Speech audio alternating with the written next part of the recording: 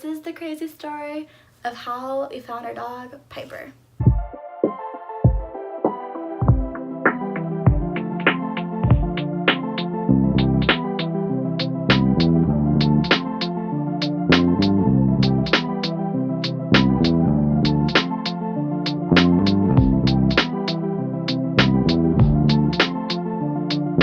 Hello. Hi! Welcome back to our channel. Today we are talking about how we got our dog, Piper. Piper. She's Say hi, Piper. she's more pretty in person than she is on camera. So, the story begins One fateful night. New Year's Eve, 2017. Nicholas and I were having a very, very, very low-key night at his parents' house. This very, very low-key night only had hors d'oeuvres. I needed food. So I said, Nicholas, let's go get Chinese food. No. I was like, yes, please. No. Please. Okay. So I called Rose Garden, our favorite, Which is a local Chinese food in Roseville. and I said, hi. I ordered. She said, okay, 15 minutes. I said, okay. So I'm like, all right, we should go. We're just driving down Kirby. Beep, beep. And it's dark. It's like 8 p.m., New Year's Eve. Nicholas is driving, so drive. I said, babe, there's a dog. Because if you know either of us, mostly me, I feel like, if there's a dog on the side of the road, I like need to help it. If I'm like, hey, it's fine. It's probably just a neighbor dog. It's fine. Then I just like have to try and save it.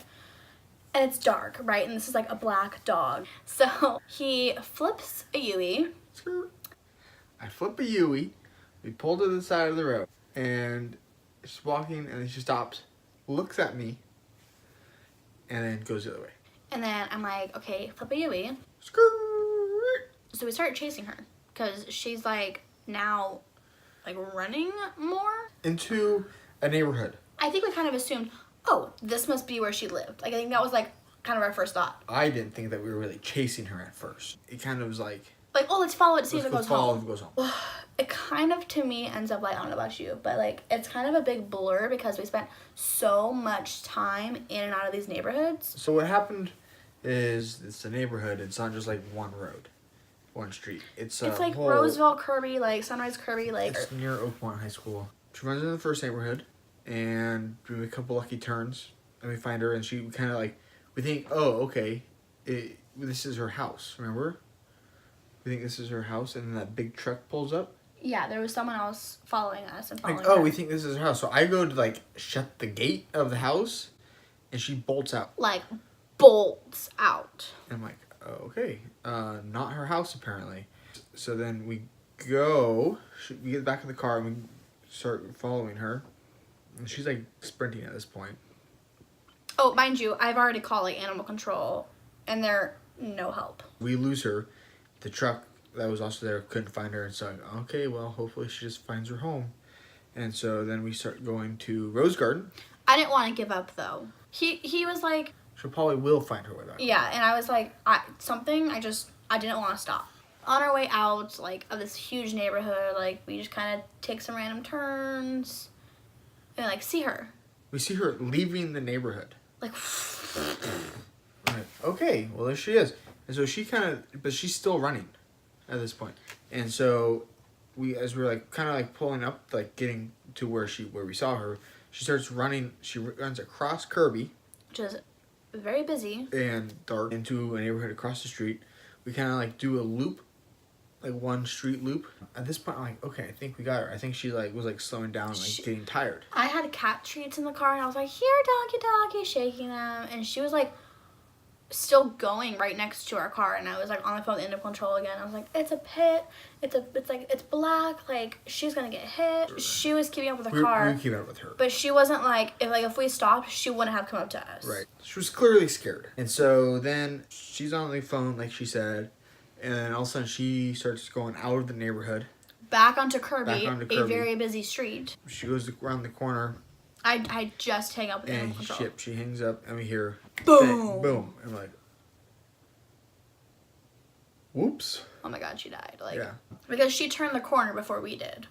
Turn around the corner and there's no car stopped, but she is like laying on her back In the gutter. in the gutter, not moving at all. Like, basically, like, dead. Like, Pop- I thought she was dead. Kind of like paws up. She was Like just that. stiff. So I get out of the car. Brandon's like freaking out. I was like pacing, like, no. We had already spent probably like 20 minutes. Yeah. Just invested it in this dog's life and like well-being just for her to die. Like, that was like not how it was gonna end. Like, it was just like, that couldn't have been it. Yeah. And so I go up to her and she's like, I touch her head. Like, yeah, so, you know, I think she's like dying at this point. Right? I'm like, I could see that she was breathing. So I go, it's okay. It's okay. And then she just gets up and I'm like, I kind of like am stunned / like go back a little bit because I think maybe she's like gonna lunge for me at this point. I don't know what type of dog she is, right? Yeah. I kind of like take a step back, and she bolts the other way across Kirby again. A very busy street. And we're like, What just happened? So from my perspective, I'm standing there, right? I see her get up. She crosses Kirby. She crosses Sunrise. So, like, if you know, like, that McDonald's right there. She crosses like, how did she not get hit again? we got super lucky. She used like the sidewalk almost, like close to that sidewalk towards McDonald's. We got super lucky that when we took a right, there was no cars coming. And then when we took a left, it was a green light for us. So many lucky things kept happening. In the neighborhoods, we just kept finding her. Like, so many lucky things kept happening with this dog. And then, so we go left, right, you know, on Sunrise. And we have our hazards on. Because we're going slow. We're going slow in the shoulder. And she's like running like 25 miles an hour. On the side of Sunrise is that huge green stretch, and she's like running on it. On like it. the pathway. So we're like in the shoulder of the bike lane and have the blinkers on. And at this point, there's a couple people following us too. There's like maybe 2 more cars. And there was following 2 us. more cars. When she finished up on that green belt, she decided to cross Sunrise again. And I watched this happen where she was crossing a lane and a car was coming by her, and Piper like put her brakes on to like let the car pass. Like, it was crazy. Like, I watched it happen like in slow-mo. And then she came back towards the green belt. So she came back towards us, but goes deep into this neighborhood We again. go into that neighborhood, and I think at this point the other cars that were following her were all turned around and they lost her. But we were lucky enough to be in the position to where we could follow her. We follow her and we lose her. I mean, we straight up lose her. We take a guess. We go, this corner, let's turn here. And we're like going down like almost like a main road, kind of like looking out to the side roads to see if we can see a dog running. And we do. We finally, she's still running. So we go, whoop, follow her. She goes up into a court. And we go, okay, maybe she can just we can pin her and she can kind of give up. And I park the car to try to block the exit. And then the dog's, she's just sitting there. I'm like, here. She's teasing us. Like, here, puppy. She's like sitting there. And all of a sudden she just bolts. And I dive to grab her. And I barely get her. Easily, if I had another foot, I could have gotten her. But I just, my hands brushed by her. I get into the car and drive, and he's chasing her, and he's not up to speed. Like, she's going. I was only running to, watch her. So at this point, it's been a while. So I call Nicholas's family, and I'm like, hey, we're not dead. We're chasing a dog. And she's like, what? His mom's like, what? And so I was like, yeah, here's where we are. I sent her my location. And she's like, okay, well, we're on our way. We're going to come help you. And I'm like, great. The more manpower, the better. There's a point where she's running, and we didn't see where she went. So we turned left on a street, but she actually went straight, but we didn't know that. So I'm like halfway out the window, and there's this group of boys, and I'm like, catch that dog! And it was like such a movie moment. And these boys were like lunging for her, trying to get her. Nothing, like they had nothing on her. She was going. And so I think we're about like 45 minutes into this whole thing. And we turn around, we go down that street where we last saw her, where the boys were. I honestly thought we lost her at this point. Oh, because on this street where she went, there's a huge open field. I'm like, oh, that was the moment where I felt so defeated. I was like, no, this is it. Like where she's gone. Yeah. She's gone. Luckily, the street that she went down, we go down it and we believe like it's a dead end. So you could only turn right. It's a corner. You could only turn right. So we're like, okay, so we turn right, and all of a sudden, like, our lights shine on her, and she's in a corner, just done. She's like sitting with her back against the corner. Or the corner of where two fences come together. Yeah. And in leaves, and she just. Yeah. We're like, what is happening? Because we thought she got hit by a car. Remember? At this point, Nicholas is like, do not approach her. Like, wait till the cavalry comes. Like, wait till the whole family comes, because we had his brother, his mom, and Aunt Susie. So we were like, okay. So we have the lights on. We're just standing by the car. We're letting her, like, take a breather. She's probably in shock.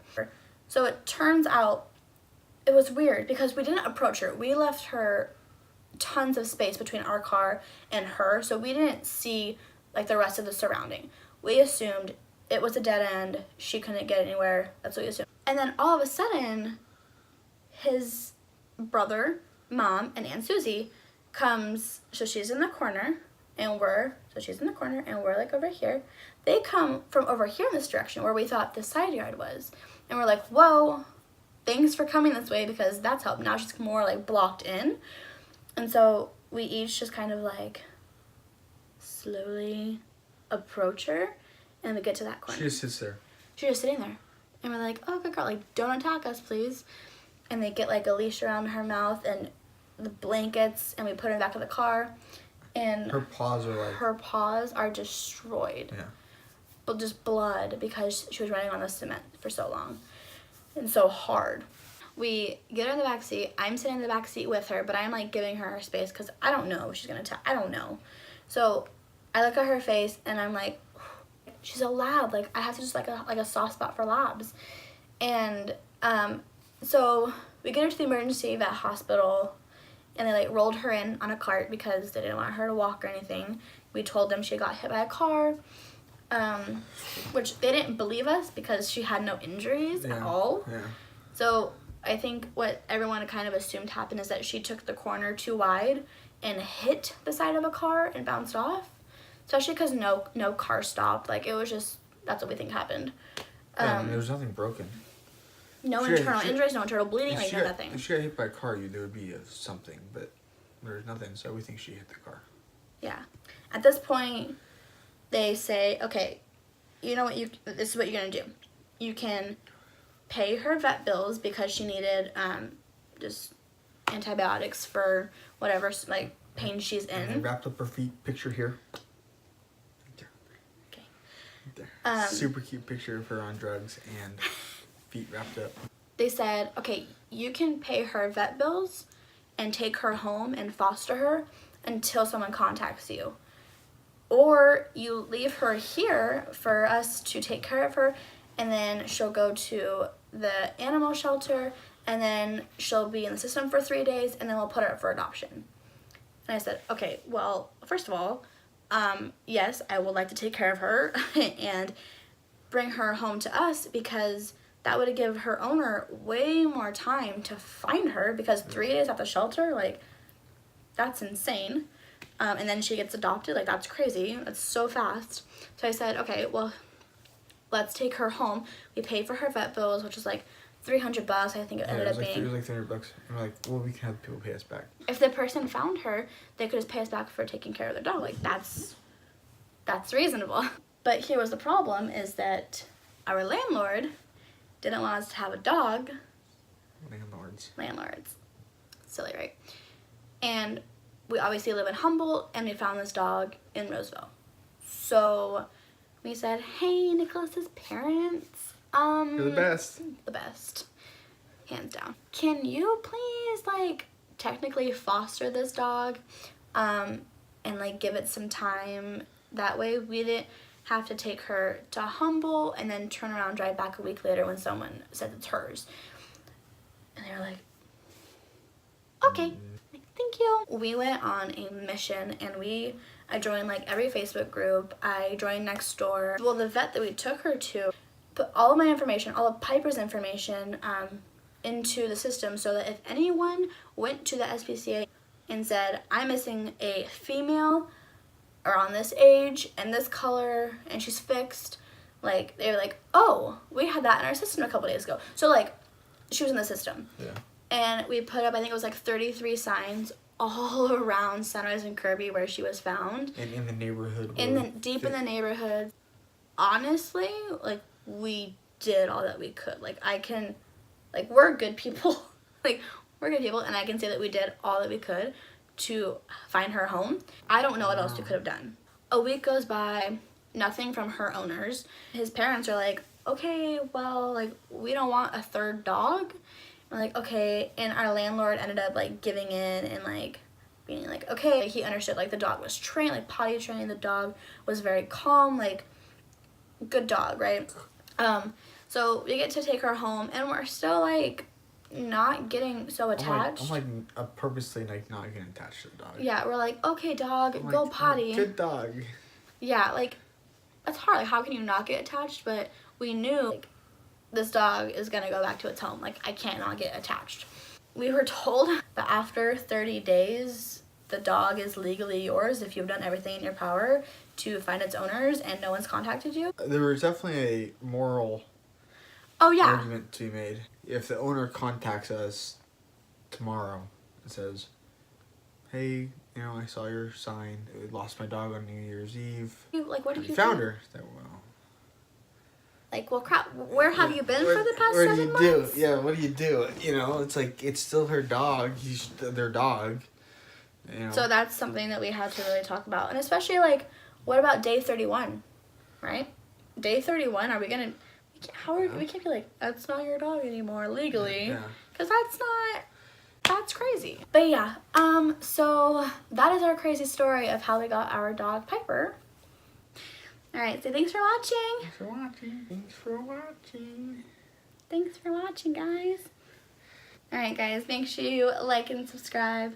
Push that little bell notification to make sure you get notified on when we post more cute videos like this. Follow Piper on Instagram. At Pipes Miller.